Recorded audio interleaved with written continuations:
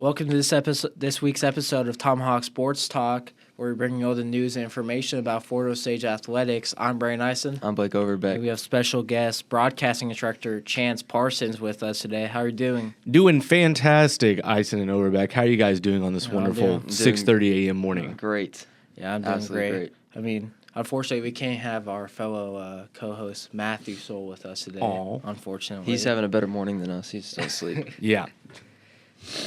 We called him. He was like, "What? He's like, what are you talking What about? are you talking about, dude?" It's not like we've been doing this for like Yeah, 8 weeks straight. yeah. Some Probably people more are than just they're just not dedicated to the grind. You Yeah, know? exactly. Which it's exciting. Sports are kicking off this week, really. So you guys will be able to get back in the flow of like actually reporting on sports and Yeah. not filling the time. But you guys have done a great job of bringing coaches in and really understanding their methods and, who they are as a coach and what goes into that. So I've really enjoyed seeing you guys format your show in a way that you could keep doing it when there aren't sports going on. Yeah. Yeah, and that's why we brought you on, because a lot of people, they might see the highlights on like TikTok, Instagram. We don't really know what goes on during that to make that a possibility. Yes. I mean, you say sports broadcasting, there's so many different elements of that, right? You got your actual sports broadcast, which both of you have worked on. You've got the content creation side, which we do a lot of here at Fort Osage. And there's so many different facets of what students have to do in order to, be successful at both. I'm not saying I've figured it out, but we're trying to figure it out as we go year by year. Yeah. Of course, whenever you first came into instructing here at Fort Osage, you were Fort Osage alumni. Yes, graduated in 2010. Damn. Yeah. And then went to Northwest, and then you started working on like a bunch of like freelance jobs, a bunch of jobs for like concerts. Like, can you tell us about how that like affected your ability to like teach? Yeah, so back in the day when I graduated from Northwest Missouri State, I couldn't find a job right away in production. Back then it was a little bit more scarce, but what I did was, in the meantime, I worked on some TV shows. There's a TV show here called Outlaw Country that was shot in Buckner. Worked on some of that. And then I got a job at a company in Kansas called DSS, Digital Sound Systems. And what they truly did is, say you wanted to put on a corporate event, you would come to us, we would plan it, we would execute the video, audio, lighting, building video walls, cameras, scripts, all that stuff. So it's a lot of things that translate to like news as well, but we did everything. We also did music festivals. So a lot of times I'd drive a truck, 16 hours across the United States, set up video walls, direct the video that goes on them, break it all down and drive it home. So that's kind of where I got my like start. But sports has always been something that I've like loved and been interested in. Yeah. So then what made you like want to get into teaching too? Well, originally when I left Northwest, I was going to get my master's in teaching so I could be a professor there. But it just didn't work out with the way that like I decided too late. And if I wanted to get in my master's program, it was too late, blah, blah, blah. So I was like, I'm just going to go live life like an adult and get a job and do that whole thing. So the story of like me coming here is actually pretty funny because I was working at CarMax doing content like creation there as well. Not on like the brand facing side, but on the employee facing side. So we would come up with the trainings, we would write the change, we would make the videos and tests that they would all take. So I was mostly doing like video stuff for them. And then I saw on Facebook one day, literally a flyer from Fort Osage that said like teachers needed. And one of the bullet points was journalism. And I was like, oh, that's cool. So that's like the program that I came from, which it is wildly different from when I was here, like wildly different. But I interviewed and I left. They said, hey, we'll let you know in a couple weeks. I left and not 20 minutes later got a phone call and they said, well, we want to hire you. So I was like, oh, okay. They're like, but the thing is, you don't have a master's, you don't have a teaching degree, you just have a broadcasting degree. So the state of Missouri requires you to get some form of teaching degree. This is also 2 weeks basically before school year starts. So within the week, I was enrolled in a master's program and becoming a teacher. So it was a quick turnaround. I came in here with like no resources. So my first year was a lot of just like getting through the day and getting to the next step, But as we go year by year, I'm finding out what works more and how I can better support students and what we can do better for broadcast. So it's been a real learning process, but I do enjoy learning. I feel like a lot of people when they get older, they get complacent, but I do enjoy learning new things and trying new things. Yeah.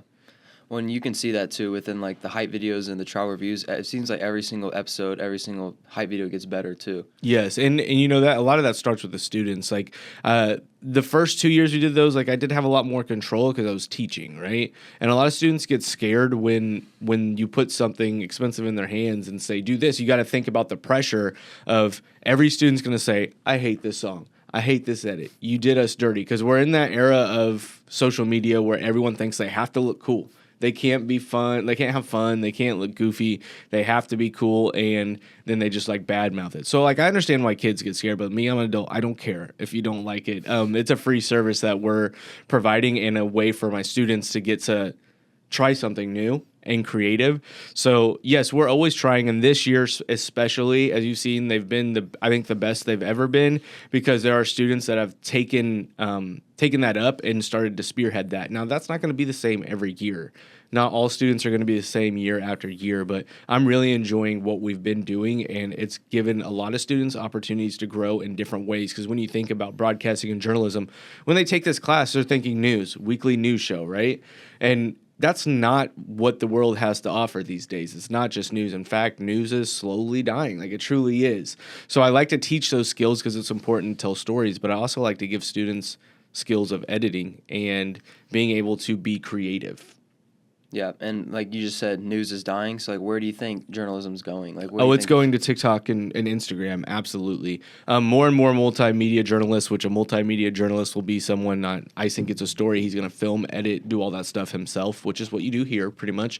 But they'll just post on social media. I've seen a lot of changes in news in general where they're going more podcast style. Well, they'll have their newscast, and then afterwards they'll sit down with a guest or the other anchor, and they'll just discuss in a podcast style like this the stories that they're talking about and post that to social media. Because you got to think, with streaming, a lot of people don't have access to their news. I mean, some streaming packages offer that, but a lot of people are turning to social media for news, which is not great, but it is what they're doing. Yeah, I think it's very indicative that when most people, they'll pay for subscriptions, and all these subscriptions, like I know, like say on HBO Max, like there is news, but it's not really publicated. So people aren't doing cable TV really anymore. Mm-hmm. So they don't really have the opportunity to see news besides what's on TikTok. Yeah. Like especially a lot of the younger generation. I feel like a lot of them just like, you ask them where they got that, they say it's on TikTok. Right. And where do you guys, like, especially for sports, because we're a sports podcast, like, where do you, for everything above Fort Osage, you know, college and professional sports, what's your primary source of consumption for news? So for me, I'll like go on Twitter and then put notifications for like my favorite teams, so that I immediately get those, like and their then, official accounts. Yeah. Yeah, I go on Twitter as well. But the thing is, Twitter's not now. It's a big wave to do all the like fake accounts, like Centel. Yeah, where they just do like not blah blah blah or something like that. Yeah, you have to be really careful. That's why I usually just have push notifications on for ESPN. Yeah, like I got a wild one, was it like a week or 2 weeks ago, where it said that LeBron was debuting in the G League, and I had no idea, so I had to like go back and look at it, and he truly was playing in the G League to get ready to come back. So yeah, that's where I primarily do it. But when you look at the high school side, we have to dig for information, right? A lot of it's not available, or it's huddle, and we have to wait for it to get updated. So, like, what's been the biggest struggle finding your correct stats and things to talk about for the show? One thing not really for the show. For the show, the hardest thing has been girls golf. Yeah. There's very little publication on it, especially, like, I feel like if they didn't win, like, the conference championship, or, like, win the meets they did, it's very hard to get publicized. So I think that's why Coach Wilson does a great job, is that, like, usually nobody talks about golf. Right. But he's able to get that news out there and, like, make it to the point where people want to play golf and win a conference championship. I think golf is growing here at Fort Osage tremendously right now. And I think more people are realizing that, it's a sport that is truly like based off of your skill, and you can go out and compete. Golf is literally one of the best sports to play. Trash to watch. Don't ever see us try to broadcast the golf. Like when I worked at DSS, we used to do the Lionsgate tournament in Kansas, and we did hole 17. Boringest day of my life. They would walk up, basically putt it in, and leave. But yes, golf is something that as I've gotten older, I've grown into loving as well. I'm terrible at it though. Are you pretty good at golf? I wouldn't say pretty good, but like I can get around. Yeah. What about you, Ison? Terrible. I mean, I think also a part of it is also because kind of YouTube golfing is still wildly popular. I mean, especially that's the media that, I mean, I know a lot of people bash on it, but that's the type of media that golf needs to grow. Because golf all my life has had that reputation of like, oh, it's such a boring sport. It's a rich man's sport. Well, it's like I work at a golf course, and I wasn't working there, but like if you went there in 2019, it'd be all 60-year-old dudes. Whereas now, when I go into work, you see 60-year-old dudes, and then you see 18-year-olds. Like there's just golf has grown so much, and Yes. all ages, mainly from YouTube golf, I would say. Yeah. Yeah. Well, I want to talk about something. I was thinking about this. I'm not trying to take over your podcast a little bit, but I want to know the importance of, like, you guys have both really gotten into the sports broadcasting world this year, especially Ison. Like, Ison was a ghost his first year in my class. Last year, he started taking a little bit more responsibility, and this year he's really been heading a lot of stuff. Thanks to you guys, like we're putting in, certain implementations into our broadcast that truly make them better. So I do want to say thank you for that, because sometimes it does get put to the back burner for me. Sometimes it's just if we're on the air, that's where we're going to start. You know what I mean? But we need to put more preparation into that. But at other schools, I've noticed a lot of places, not all of them, a lot of places don't really trust students to be on the actual call. So what does it mean to you to be able to have that resource to get that experience doing the live production? I mean, for me especially, sports broadcasting is something I want to do in college, especially. So getting that experience before kind of gives me a leg up. Mm-hmm. I mean, I think I've definitely I've been given the opportunity to kind of advance. I mean, I don't mean to like toot me and Blake's horn, but I feel like, I mean, we made like a spotting chart, and if you guys don't know a spotting chart, it's what professional announcers for like that on like CBS, ESPN, they all use a spotting chart, but they cost money obviously. Mm-hmm. So we kind of made our own budget spotting chart off of materials we found personally, and so I feel like it's a better way to kind of know all the information if you're not in the know. Just like collect all the information. It takes maybe an hour of your day to get all this information. I mean, I personally finished in like on Monday in an hour. So I'm going to love to use it to test this Monday against when the Florida State girls play Lee Summit. So Yes, and we are putting a lot of production effort into that broadcast. Harper Allen started working on a story about their last matchup and what to expect, the keys to this game, kind of making stuff that isn't necessarily going to go on Tribal Review, but will still live on a broadcast, So we're really trying to up that. Basketball is genuinely one of my favorite sports to broadcast. Like, it is contained. It's fast-paced all the time. I love football. It's my favorite sport in the world, but there is a lot of downtime in football, in my opinion. And a lot of times, if you're winning, it can be actually kind of boring to watch. But in basketball, I always feel like there's always a chance. Does that make sense? Yeah. Like, even if you're on offense and you're winning by a lot, you're going to play the clock. You know what I mean? Like, you're going to keep on going. So it's always fun in basketball because the play-by-play is always going. Yeah. It's truly just play-by-play is constantly announcing, and then color kind of interjects where they need to if there's a foul or something like that, but there's always something to do in basketball. Well, that's what I was going to say, too. Like, I haven't broadcasted a basketball game yet, but I feel like it'll make my job easier because, like, when me and him did soccer, there was so much time where me and him would just talk about random stuff. Yeah. And it makes it difficult, whereas I think basketball, it's just, like you said, it's so fast-paced that the entire time it's just like talking about the game. Yeah, no, absolutely. And if you watch like a Premier League match, there are many at times where they're just not talking, right? Yeah. It is truly like dead air where you just hear the crowd, because soccer does have a lot of development in the play, right? Like, you truly can be just waiting for a touch to change everything. So that and the other sport, we actually talked about this in class like last week or 2 weeks ago. The sport with the most downtime where you show the most personality is baseball. Oh, yeah, absolutely. Baseball, once again, that's one of my favorite sports in the world to play. I cannot watch a baseball broadcast. It just doesn't keep my attention. But they do. If you listen to it, they are joking around. They're having fun on the broadcast. Yeah. It is more laid back for a baseball game. Yeah. And, this summer, we actually both got to go to Wrigley, right? And see how, where they broadcast out of there. So that was a really cool experience that we got to share as well.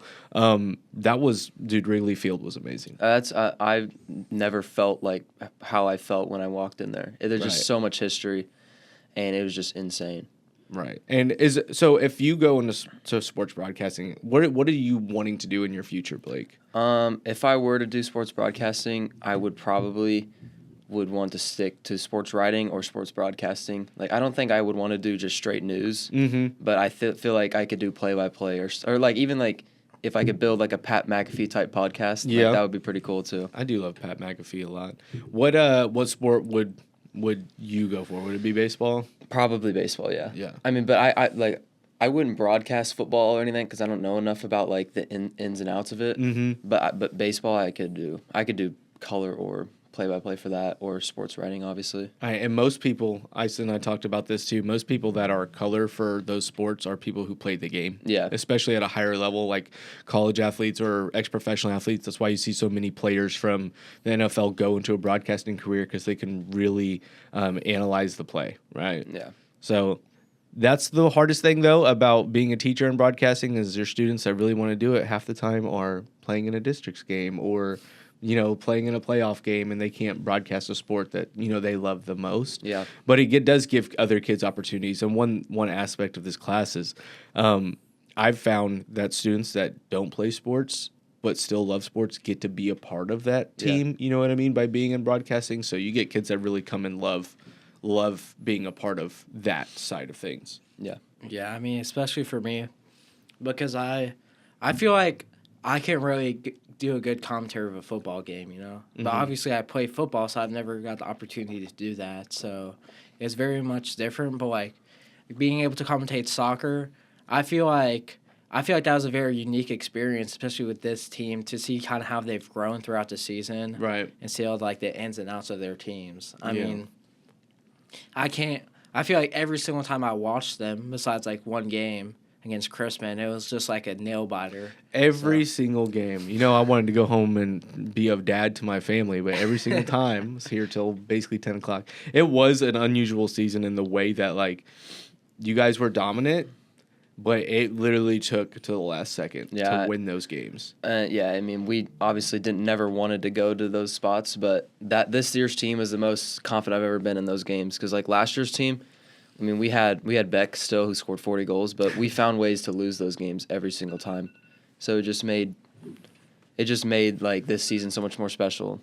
Yeah, but you know what? In hindsight, when we would get to those situations like the PK shootout, who was it against at home? We did them away. It was Belton. Belton, yeah, the PK shootout that we had here. I've never seen two people on a broadcast get more excited to broadcast that. So it was like a unique situation. Instead of just doing regular game time, like when it gets really down to the nitty gritty, they were having fun. And that also like I wish I could broadcast one of those games. Like me and it wasn't. It was me and Bogan that did the girls' Grand Valley game last year, right? And that game was crazy too. And honestly, I got excited for Grand Valley when they scored. Like it was just that was off the corner kick, right? Yeah, where she curled it in. It's like, I know we're playing Grand Valley, but I just got like, it was an exciting sports moment. Yeah, for sure. And I hope that you're going to be doing girls broadcasts in the spring. Girls soccer, yeah, okay, yeah, cool. No, I mean that was great to see you come on. So like a little bit about Blake. This dude's not even in the class right now, right? He's just here for the love of the game. Yeah, the love. This guy knows ball. But he's been someone that knows that, he has these classes he's got to take, but he wants to come in and do sports, and I think you've done a really good job at it, bud. But if you can get in that class next semester, I would love that even more, because then I can give you a grade for what you're doing. Okay. I mean, yeah, for me especially. I mean, I don't know if this is like, I feel it's something cool that like, I don't know if there's really a market for it, but like radio for sports. Yeah. Because I feel like the thing with radio is that your play-by-play analysis increases like a lot more because You have to fill the you air. you have to fill the air. I feel like you've told me this before. You have to fill the air, and you have to, kind of say what's happening and make sure you're not missing any details. Right, like you have to call out the formation, the clock, all that stuff. That's why genuinely, like, I would rather listen to the Chiefs broadcast and then watch the actual show, just because Dane Hughes and them, like, dude, it's just so much fun to watch. Like, they have so much, or listen to, they have so much passion, and I feel like they do such a great job of, like, just explaining what's going on in the field and complimenting each other. But I hate to see a broadcast with Joe Buck on it. So. Yeah, I was just say, even though like and Tony Romo, oh my God, those guys are all great. Like Joe Buck, Jim Nance, Ian Eigel, what's the Fox guy, Kevin Burkhardt. Yeah. But if you listen to them and then listen to Mitch Holthus, it's just completely different. Yes, and I've got a chance to meet him. He's a really cool guy, and just like the texture that he has to his voice and the intensity is just something that's unmatched. Like I always say that when we're listening to games calling, like if you're over here, like, yep, the ball's on 1st and 10, you know, they're looking to run an eye for him, blah, blah, blah. That's not exciting. But the way he does it, it's with such urgency that it makes you excited to develop the play. Like I could think that we're about to throw for a 100-yard touchdown and we're about to take a knee because of the way that he broadcasts, right? Yeah. So that is something that I do want to help develop kids more on, and something that I need to develop myself more on is like knowing the ins and outs of the game and how to properly broadcast it. I feel like getting kids to want to talk on the mic is hard, right? Yeah. So when you guys, like, it sucks that you're seniors, but when you guys are like, we want to do this, it's like, cool. That takes half of it out, because when you want to do it, I don't have to try to force people to do it or find someone that hasn't done it, do it. Does that make sense? Yeah. Yeah. I mean, especially something difficult is, when you don't know like the ins and outs of a sport, I feel like it comes harder to commentate. I mean, sometimes you watch like a football broadcast and then like you watch an NFL game and the play-by-plays, they know everything. Literally everything. Like. Yeah, but then you go down to like a high school broadcast, not even just Fort Osage high school broadcast, but like high school broadcasts in general, you see like a lot of inconsistencies because they're kind of like, I feel like you kind of have to at least know the game a little to like give a good broadcast. And believe me, every broadcast I hear about something that we did. It's just like I don't relay that information. I'll turn that into a teaching lesson, but like people are always listening. You know what I mean? Yeah. And they'll always have something to say. But that's what I want to draw back to one of the first things I said is a lot of places don't let kids talk on the mic. And I would be doing you guys a disservice if I said, no, that's my job. Yeah. Right? Because I've been on radio. Like, I've worked in radio stations and stuff like that, but that's not teaching to me.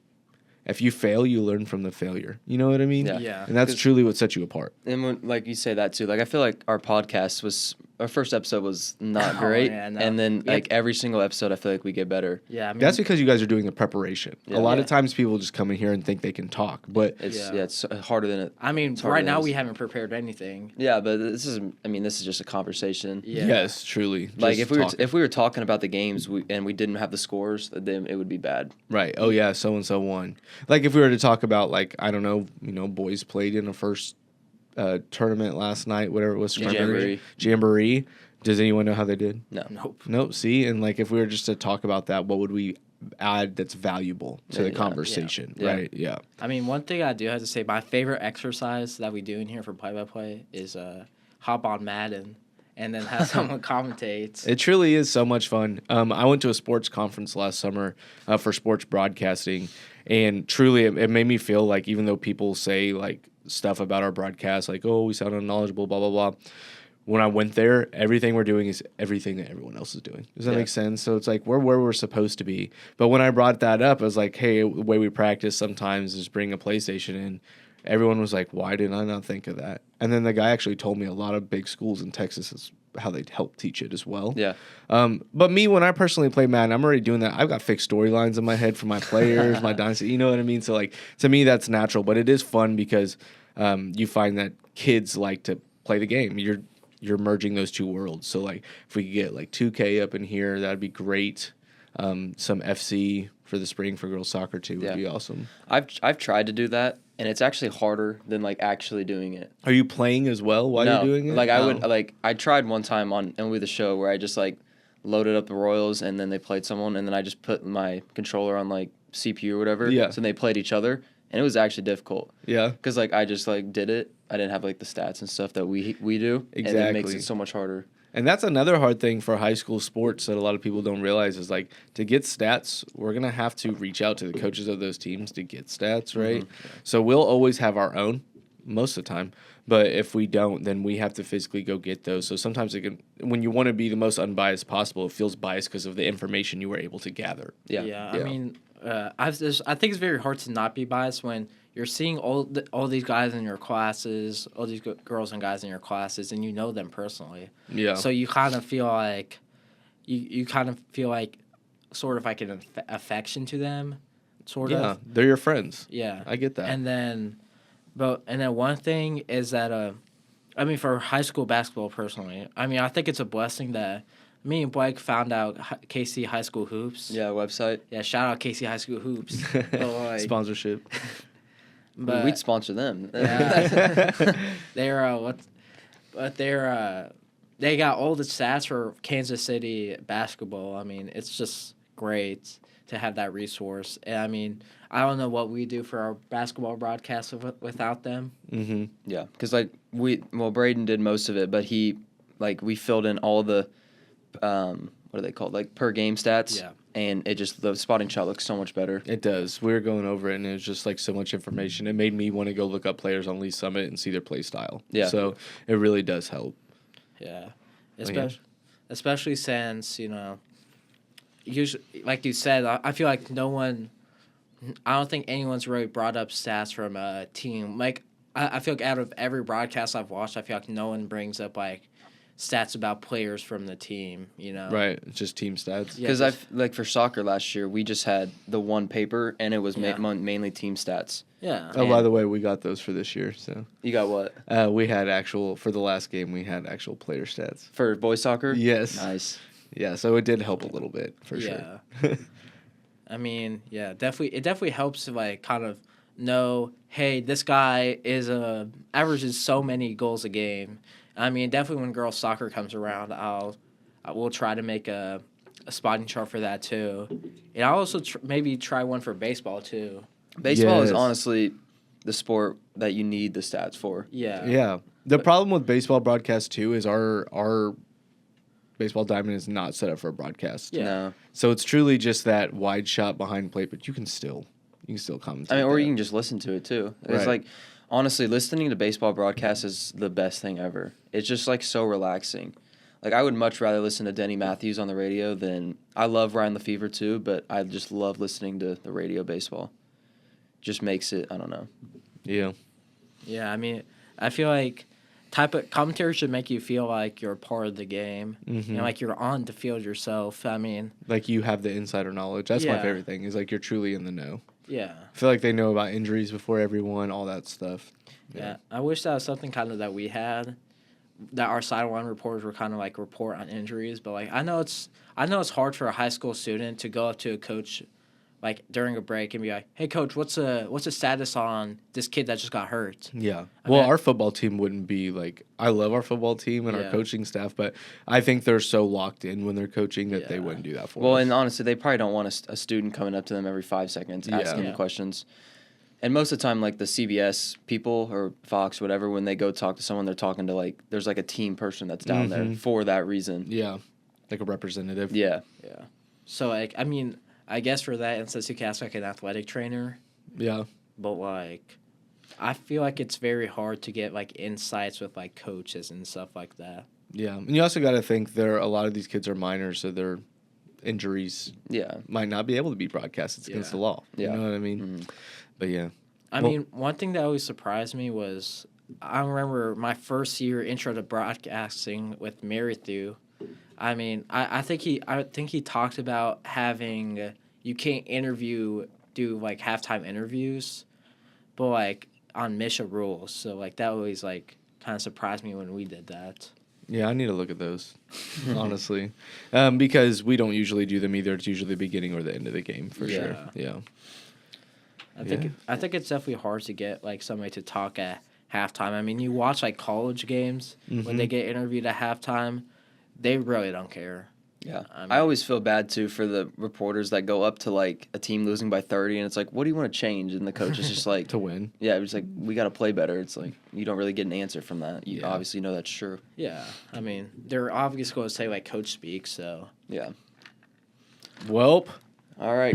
Mr. Parsons, thanks for coming on today. of course. Yeah, filling the gap between sports seasons, but No episode next week, right? no episode next week, and then the week after we should be back to normal because all the basketball and hopefully some wrestling stuff. I don't know when that starts. but Absolutely. I mean, there are so many good things about wrestling this year. Our girls' team's about to be crazy. yeah, and then all of our boys are still here too. Yes. I mean, what did you see in that hype video that kind of surprised you about the team? I think that a lot of our yes, we lost to Roma, right? And she's state champion. But Didn't she like 2 years ago? yeah, no, she won her last year, didn't she? Didn't she win last year? I thought it was 2 years ago. Well, anyways, she was always dominant, but like there are multiple freshmen that are Yeah. real good.